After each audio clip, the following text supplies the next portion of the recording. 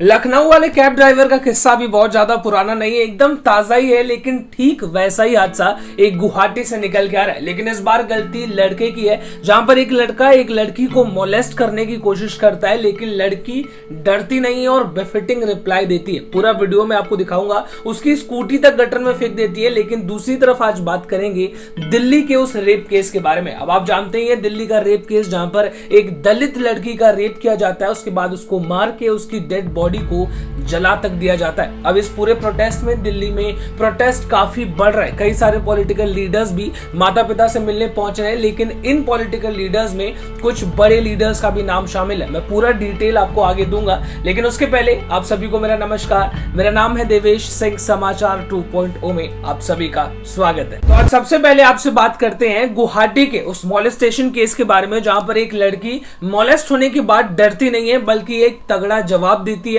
उसको मारती पीटती भी है, यहां तक कि उसका जो स्कूटी है उसको गटर में भी फेंक देती है। पुलिस स्टेशन में उसको जमा तक कराती है। पूरी वीडियो आपके सामने। How dare you do that? How dare you do that?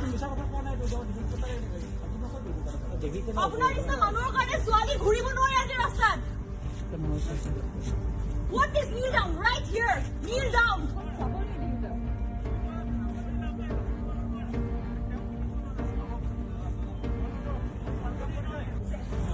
সুধিছে চিনাকি পথ কোনটো?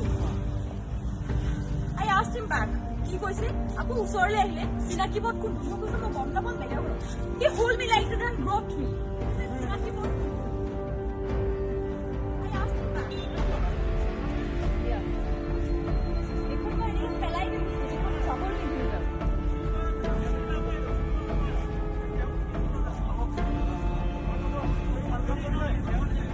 আপোনাৰ নামটো কোনটো? এবাৰ ইফালে চাওক। আপোনাৰ নামটো কওক, ইফালে চাওক, আপোনাৰ নামটো কওক। বিশাল কি লিখে? বিশাল কি লিখে? Show me your ID. ID card दिखाओ।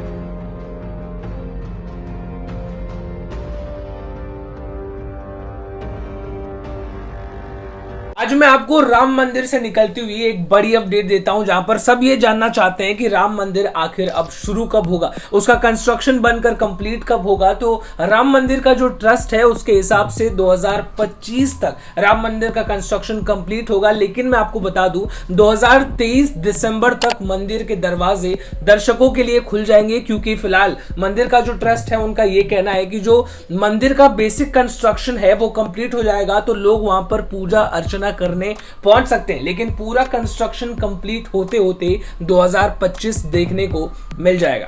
आगे बढ़ते हुए अब आपसे बात करते हैं दिल्ली सरकार की, जहां पर दिल्ली की सरकार ने कोविड टेस्ट के प्राइसेस को काफी ज्यादा कम कर दिया है। अगर आप कहीं भी जाते हैं कोविड टेस्ट कराने तो कम से कम 800 रुपए लगते हैं, लेकिन दिल्ली की सरकार ने अब उसको कट करके सिर्फ 500 रुपए तक कैप कर दिया है कि उससे ज्यादा आप नहीं ले सकते। वहीं दूसरी तरफ अगर आप घर पे बुलाते हैं टेस्ट करने के लिए तो उसकी कीमत पहले थी 1200 रुपए, जिसको अब काट के कर दिया गया है सिर्फ 700 रुपए। यानी कि ये कोविड का टेस्ट लेने के लिए लोगों को और एनकरेज करेगा, क्योंकि प्राइसेस जो हैं काफी ज्यादा थे और उसको अब काफी हद तक कम कर दिया गया है। अब मैं आपको एक काफी हाई ड्रामा वीडियो दिखाता हूं, जो कि पार्लियामेंट के बाहर ये इतना बड़ा ड्रामा हुआ, जहां पर एक फॉर्मर यूनियन मिनिस्टर और कांग्रेस के एक एमपी के बीच काफी झगड़ा हुआ। दोनों ने इस बात को लेकर एक दूसरे को निशाना साधा कि आपने फार्म बिल्स को पास कैसे करवाया। तो दूसरा कहता है जब फार्म बिल्स पास हो रहे थे तब आप भी वहीं थे और आपने भी फार्म बिल्स को पास करवाया, और आज आप जनता के सामने सिर्फ ड्रामा कर रहे हैं। इस वीडियो पर आपकी पहली नजर।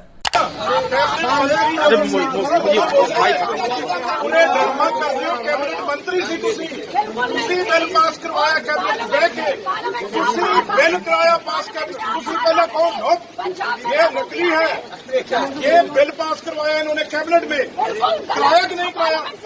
तुसी कैबिनेट सी या नहीं होगा? मंत्री सी झूठ बोल रहे, कहने मैं मंत्री नहीं सी। तुसी कैबिनेट के मंत्री सी, झूठ बोल रहे हो, ड्रामा कर रहे हो। इस्तीफा पहला दिता, इस्तीफा बाद दिता पहला। ये बिल पर कैबिनेट मंत्री सी उदों जदों बिल पास होया कैबिनेट के बिच बैठे एक बार भी इन्होंने बिल पास होने के बाद घर जाके इस्तीफा दिया। झूठ बोल रहे, झूठ बोल दिया।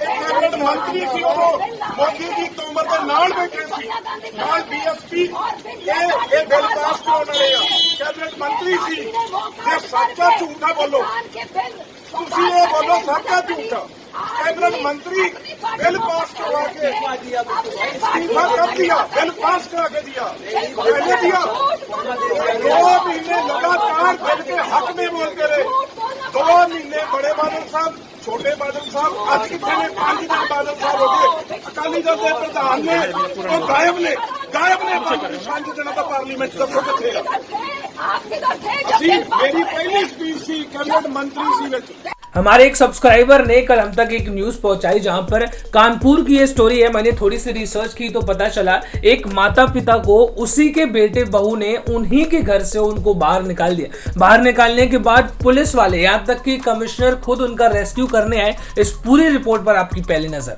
आप लोग अपने घर में रुकिए और जो इन्होंने गलती की है उसकी सजा इनको मिलेगी।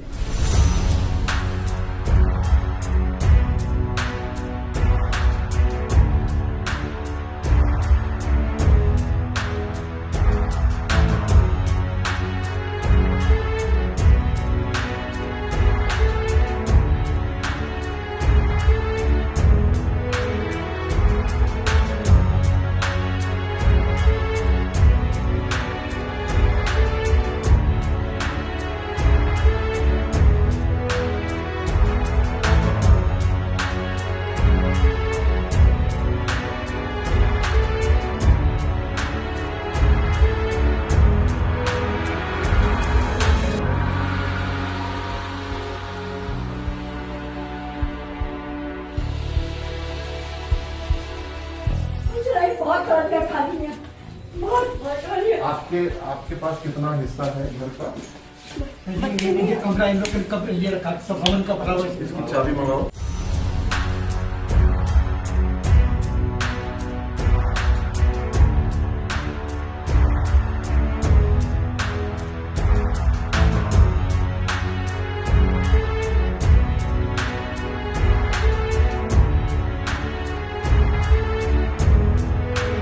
आज का वीडियो काफी अलग है। आपको इंटरेक्शन ज्यादा देखने को मिलेगा, मैं कम बोलूंगा, आपको वीडियो ज्यादा दिखाई देंगे। अगली वीडियो पुणे से निकल के आ रही है जहां पर एक लड़की शराब पीकर बिजी रोड के बीच में बैठ जाती है, ट्रैफिक जैम हो जाता है पूरा। अगली नजर आपकी इस वीडियो पर।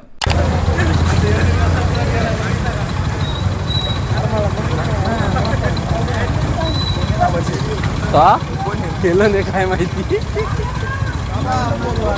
हा केलाय। आगे बढ़ते हुए अब बात करते हैं किसी ऐसी चीज की जिसको लेकर देश काफी ज्यादा प्राउड है। मैं INS विक्रांत की आपसे बात कर रहा हूं।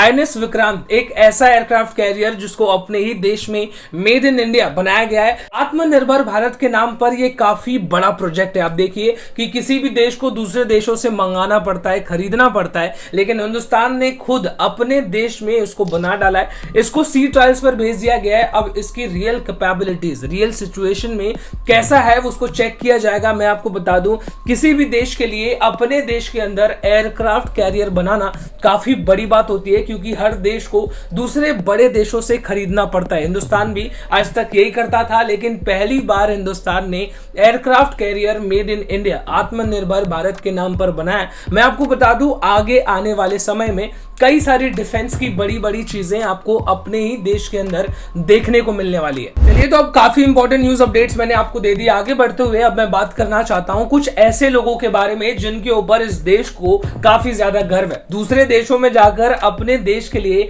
मेडल्स लेके आ रहे हैं, जिसमें ओलंपिक्स की बात की जाएगी आपसे। कई सारे खिलाड़ी इसमें मौजूद है। फिलहाल आज के लिए लवलीना, नीरज और रवि के बारे में आपसे बात करूंगा। सबसे पहले लवलीना जो बॉक्सर है उनके बारे में बात करते हैं। सबसे पहले तो इनको कोविड हुआ था। कोविड को हराने के बाद आगे बढ़कर इंटरनेशनल बॉर्डर्स क्रॉस करके दूसरे देश में जाकर कई सारे बेहतरीन खिलाड़ियों को हराकर अपने देश के लिए मेडल लेकर आ रहा। हालांकि जो पिछला मैच उनका था उसमें उन्होंने जीत नहीं दाखिल की। उनके सामने वर्ल्ड चैंपियन खड़े थे, लेकिन उसके बावजूद भी उन्होंने अपने देश के लिए ब्रॉन्ज मेडल पक्का कर लिया। इनका एक छोटा सा इंटरव्यू, उस पर आपकी पहली नजर। 23 साल की लवलीना बोरगोहेन हमारे साथ अभी उन्होंने अपना सेमीफाइनल तो हारा है, पर ब्रॉन्ज मेडल जरूर जीत कर जा रही हैं। लवलीना, जिंदगी भर का स्ट्रगल, वो मेहनत आज रंग ले आई सब? रंग ले आई ये भी नहीं बोल सकती हूँ। मैंने जितना तक सोचा था उतना तो नहीं हो पाया, लेकिन हाँ, मैं खुश हूँ कि मेडल मिला। मैं आगे और कोशिश करूंगी कि और मैं मेडल इंडिया को दे पाऊँ। हाँ जी।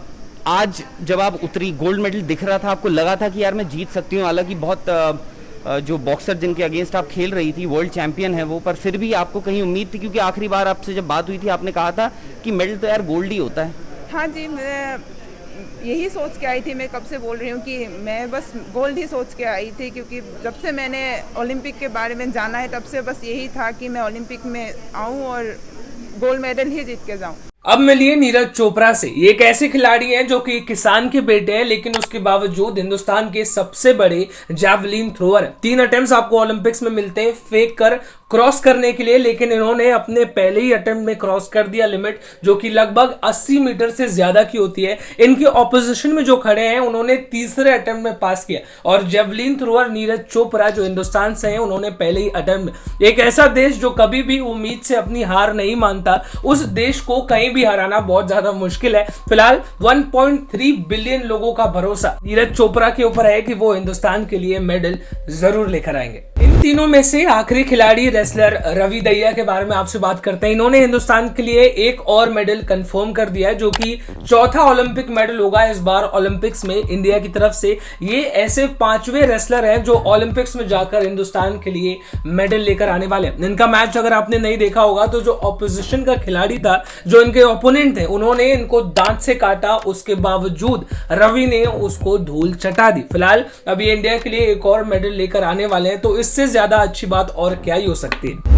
इसी के साथ आज की आखिरी न्यूज अपडेट आपके लिए कवर करते हैं, जहां पर बात करेंगे दिल्ली के उस रेप केस के बारे में, जहां पर एक दलित लड़की का रेप किया गया, उसको मारा गया और उसके बाद उसको जला दिया गया। अब उसके परिवार का यह कहना है कि उनकी इजाजत के बगैर, उनकी परमिशन के बगैर उनकी बेटी को जला दिया गया, और सबूत के तौर पर अब सिर्फ एशेस पड़े, यानी कि जो राख होती है, उसके अलावा सबूत के तौर पर और कुछ भी नहीं है। परिवार का यह कहना है कि उस लड़की का रेप किया गया, उसके बाद उसको मारा गया। फिलहाल प्रोटेस्ट अब दिल्ली में इस पूरे मामले को लेकर काफी ज्यादा बढ़ता हुआ नजर आ रहा है। कई सारे पॉलिटिकल लीडर्स वहां पर पहुंच रहे हैं, जहां पर कल पहुंचे राहुल गांधी। जी हां, कांग्रेस के बड़े नेता राहुल गांधी भी वहां पर पहुंचे। अब इस पूरे मामले में आखिर इन्वेस्टिगेशन कहां तक पहुंचती है, जो भी कुछ होगा आप तक इन्फॉर्मेशन पहुंचा दी जाएगी।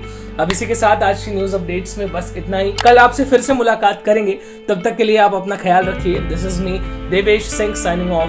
जय हिंद।